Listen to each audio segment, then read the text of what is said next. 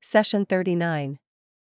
This world, Robert Louis Stevenson once claimed, with, I think, questionable logic, is so full of a number of things that we should all be as happy as kings.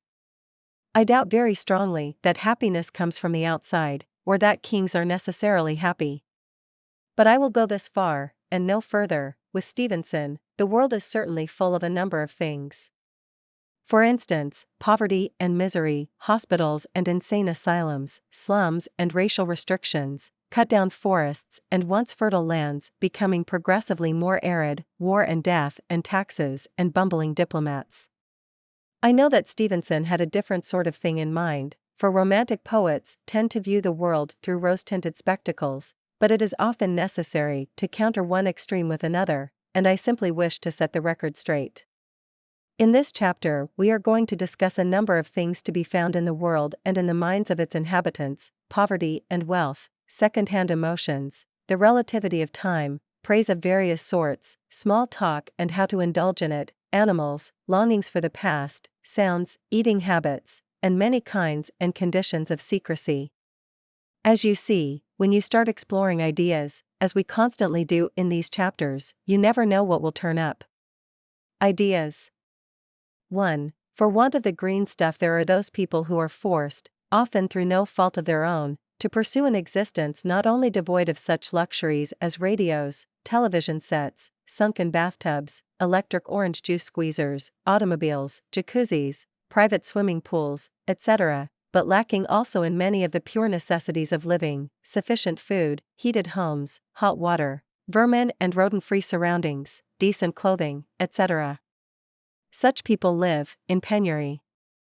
2. At least watch it, all normal people want and need love and at least a modicum of excitement in their lives, so say the psychologists. If no one loves them, and if they can find no one on whom to lavish their own love, they may often satisfy their emotional longings and needs by getting their feelings second-hand, through reading love stories, attending motion pictures, watching soap operas, etc. These are vicarious feelings. 3. Time is fleeting. During the late winter and early spring of 1948 to 49, great numbers of people went practically berserk, joining and forming pyramid clubs. If you have not heard of this amazing phenomenon, I won't attempt to describe it in any of its multifarious ramifications, but the main point was that you paid $2, treated some people to coffee and donuts, and shortly thereafter, if you were gullible enough to fall for this get-rich-quick scheme, supposedly received a return of some fantastic amount like $2,064 for your investment. For a short time, pyramid clubs were a rage. Soon they had vanished from the American scene. Anything that lasts for but a short time and leaves no traces, ephemeral. 4. How not to call a spade. Words are only symbols of things, they are not the things themselves.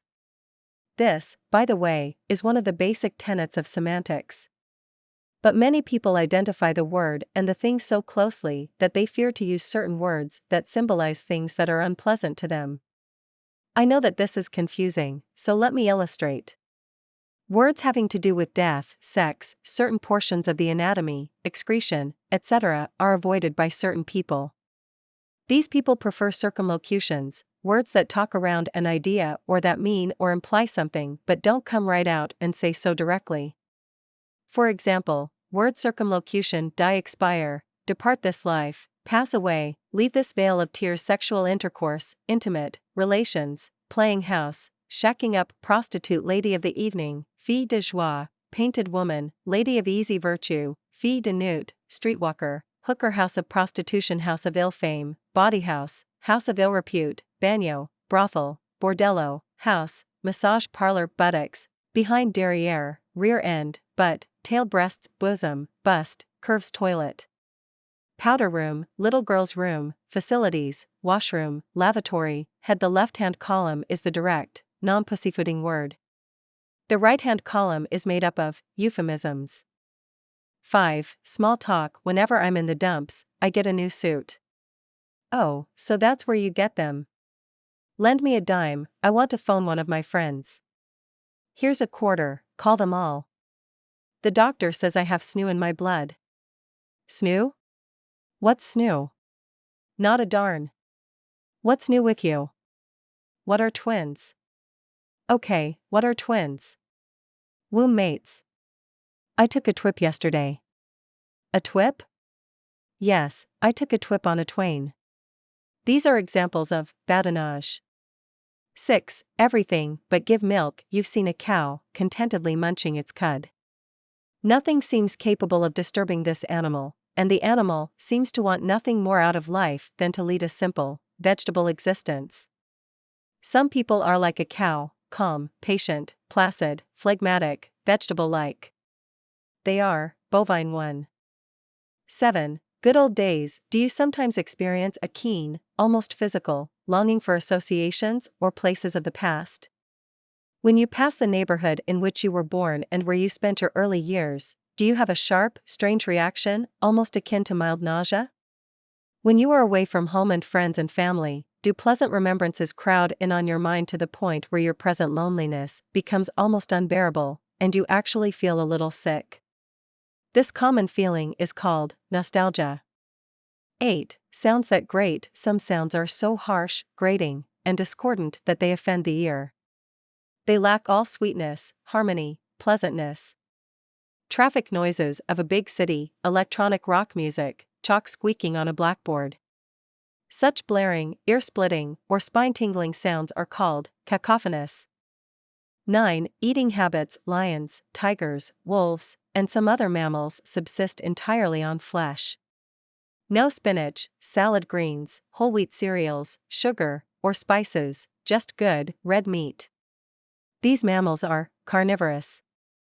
10. Private and public. There are certain things most of us do in private, like taking a bath.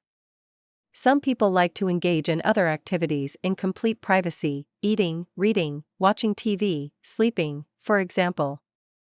The point is that, while these activities may be conducted in privacy, there is never any reason for keeping them secret.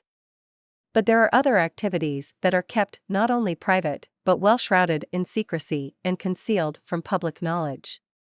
These activities are unethical, illegal, or unsafe, like having an affair with someone whose spouse is your best friend, betraying military secrets to the enemy, trading in narcotics, bribing public officials, etc.